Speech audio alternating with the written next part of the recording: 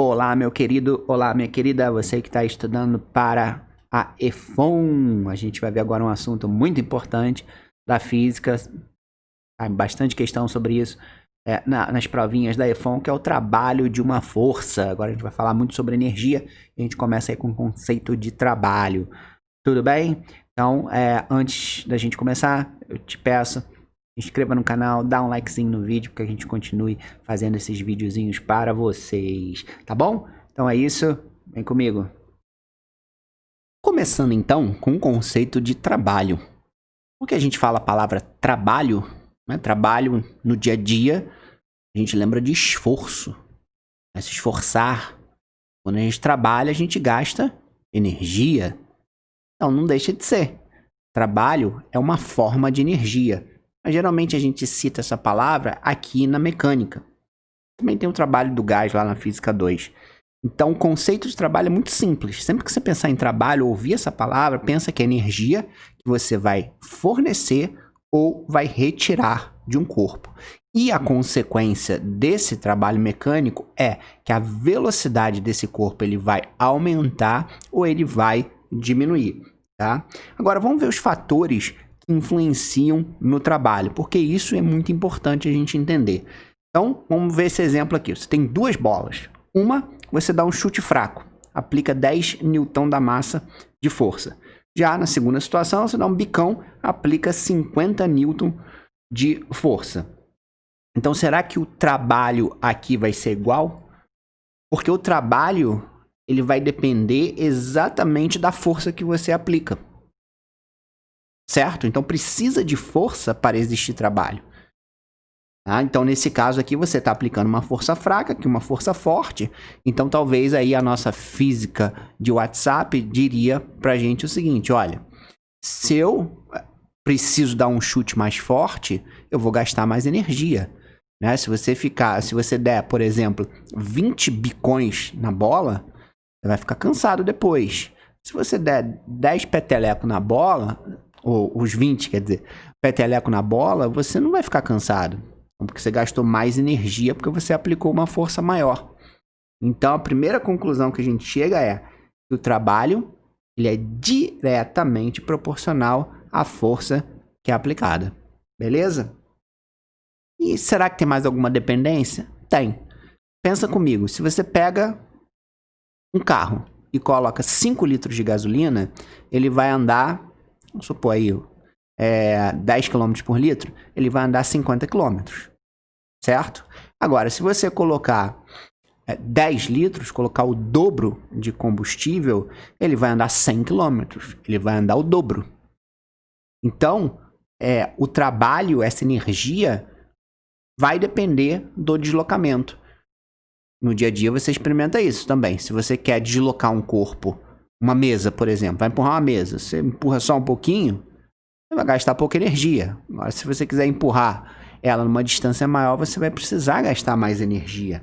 Ok? Então aqui um outro exemplo, a bolinha você chutou, aplicou uma força de 10 newton e ela andou 1 metro. Agora você aplicou a mesma força de 10 newton e ela vai andar 5 metros. Claro que aqui você tem que manter a força, né? Você vai aqui, ó, mantém um pé aqui junto com a bola, vai levando ela até aqui.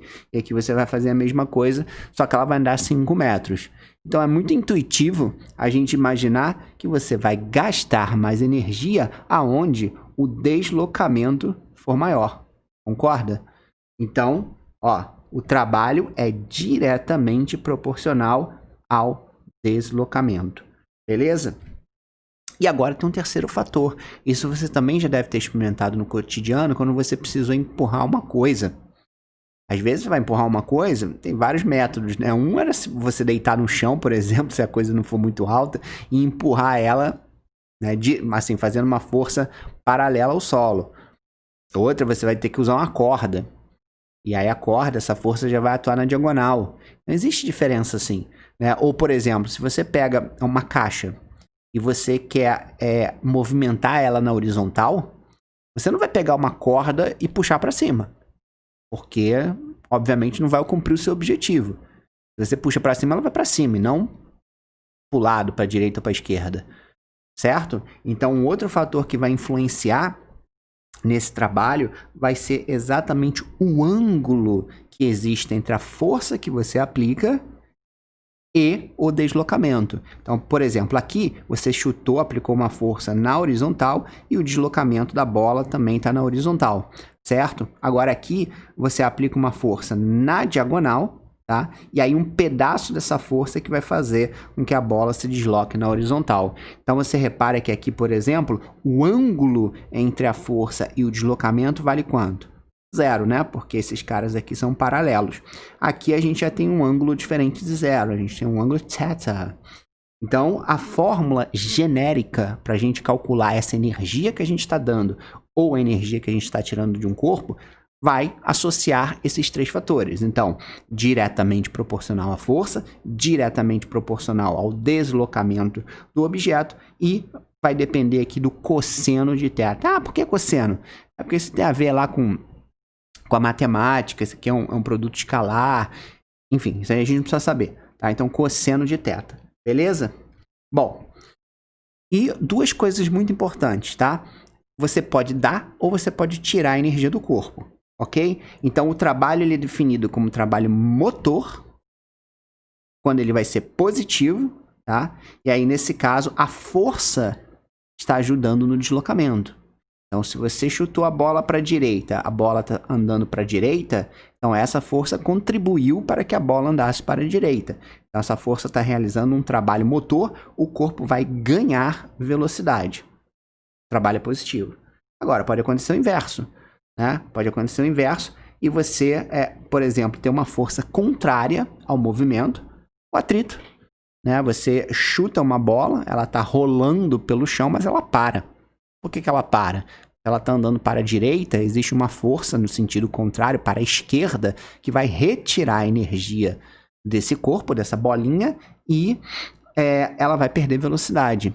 Então, nesse caso, o trabalho vai ser resistente e quando a gente fizer a conta, ele vai dar negativo. Belezura? Agora vamos ver alguns casos particulares que são importantíssimos na hora da gente resolver questões. Tá? O primeiro seria o seguinte. Suponha que eu tenho aqui uma força que eu estou aplicando na horizontal para a direita e o deslocamento dessa bola também é para a direita, certo? Então a bola se deslocou para essa posição. Eu te faço a seguinte pergunta: qual é o ângulo entre a força e o deslocamento? Bom, como o F e o ΔS são paralelos entre si, esse ângulo vai ser zero, não tem ângulo nenhum, tudo bem? E aí quando a gente aplicar a fórmula F, distância, cosseno de θ, e colocar o cosseno de θ aqui dentro, você lembra lá da matemática do jardim de infância que cosseno de zero é igual a 1. Então, como cosseno de zero é igual a 1, vai ficar F vezes ΔS vezes 1. Aqui, ó. E aí, claro, né? Qualquer coisa multiplicado por 1 é a qualquer coisa.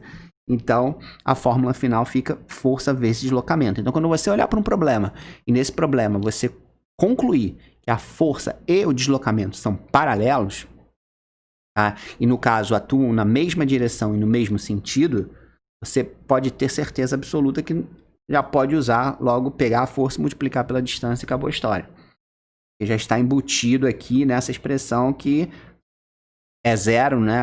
O ângulo entre a força e o deslocamento e vai cair nessa expressão. Tudo bem? Então isso aqui é muito usado, tá? Tem vários probleminhas que você vai trabalhar com isso. O segundo caso é quando a gente tem uma força contrária. Então, no exemplo que eu citei, você chutou a bola para a direita, a bola está andando para a direita, mas existe uma força de atrito aqui que vai roubar energia dessa bola, né, na forma de trabalho, e, naturalmente, essa bola vai diminuir a velocidade até parar. Então, nesse caso, qual é o ângulo entre a força e o deslocamento? Então, agora, ó, deslocamento para a direita, força para a esquerda, esse ângulo aqui é 180 degrees, 180 graus. Então, quando a gente pegar a nossa formulazinha de novo e colocar cosseno de 180, você lembra lá da matemática do jardim de infância, que cosseno de 180 é menos 1. Maravilha. Então, beleza, vai ficar F vezes ΔS, a gente só vai colocar o sinal de menos na frente. Então faz sentido com o que a gente falou, né? Que quando uma força ela atrapalha o movimento, prejudica o movimento, ela vai tirar energia, né, desse corpo e o trabalho vai ser resistente, ou seja, vai ser um trabalho negativo na hora que a gente fizer a continha. Beleza? Agora o terceiro, que é a pegadinha do malandro. Nesse terceiro, por exemplo, eu tenho aqui... alguma força fez essa bolinha andar para direita, beleza, mas não me interessa essa força agora. Mas a gente sabe, por exemplo, que existe aqui a força peso, né? A Terra está puxando essa bolinha para baixo. E aí, a bolinha se deslocou. E qual é o ângulo entre a força e o deslocamento? Bom, força, deslocamento, noventinha.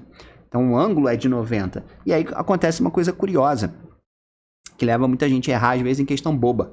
Porque olha só, o cosseno de zero, você sabe também lá do jardim de infância, que é zero. Bom, zero vezes qualquer coisa, zero. Ué, o que significa então o trabalho dessa força peso aqui se anula, por exemplo?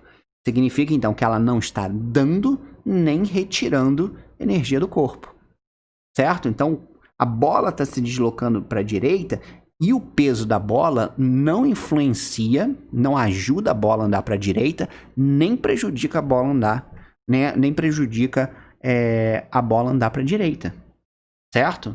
Então, cuidado, quando você encarar um problema e dentro do problema você concluir que a força ela é perpendicular ao deslocamento, faz um ângulo de 90 graus, esquece, essa força não ajuda nem prejudica o movimento, não precisa fazer nada, trabalho igual a zero. Eu teve questão muito boba, muito simples em vestibular, onde ele vai te dar exatamente uma descrição do movimento, vai te perguntar lá o trabalho daquela força, ela é perpendicular ao deslocamento, tá lá, letra C, zero. Que a gente pô, não pode ser zero, tem que usar a fórmula aqui, enfim. Então confia no seu taco, confia na física. E para a gente terminar, de vez em quando, a gente não consegue utilizar aquela formulazinha que a gente acabou de ver. Porque aquela formulazinha do trabalho, força vezes deslocamento vezes cosseno de θ, e aí os casos particulares, a gente só pode usar se a força ela for constante. Ou seja, você mantém a mesma força durante todo o deslocamento do objeto.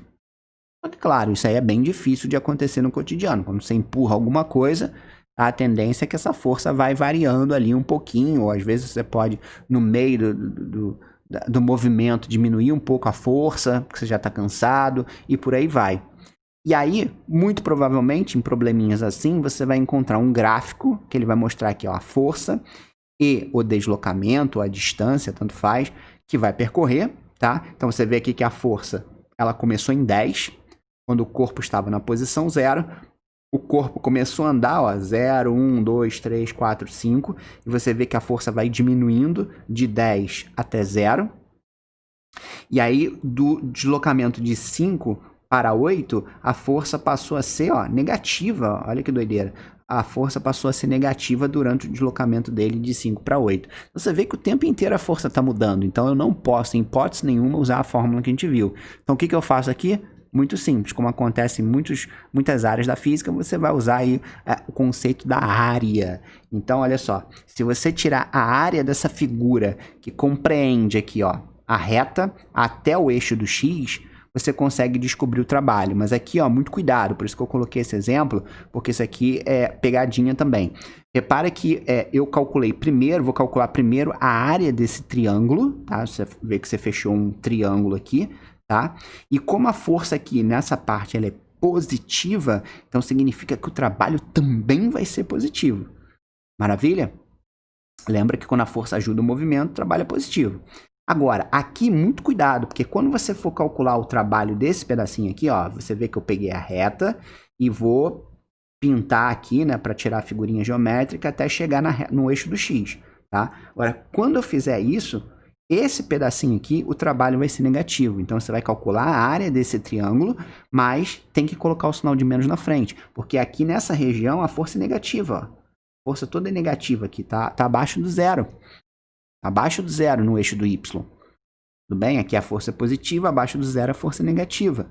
Então, o trabalho também vai ser negativo. E se ele te perguntasse qual era o trabalho total, você calcularia a área desse triângulo, positiva, depois calcularia a área desse triângulo, negativa, e somava os dois, tá? Então, se aqui fosse 20 e aqui fosse, sei lá, menos 5, 20 menos 5 daria 15 joules, que é a unidade de trabalho, já que trabalho é energia. Então é isso, meus queridos. Então espero que você tenha gostado. A gente fez um belo resumo aqui da grandeza chamada trabalho de uma força. E agora vamos praticar. Vamos fazer exercício aí para a gente poder internalizar e ver como é que isso aparece nas questões.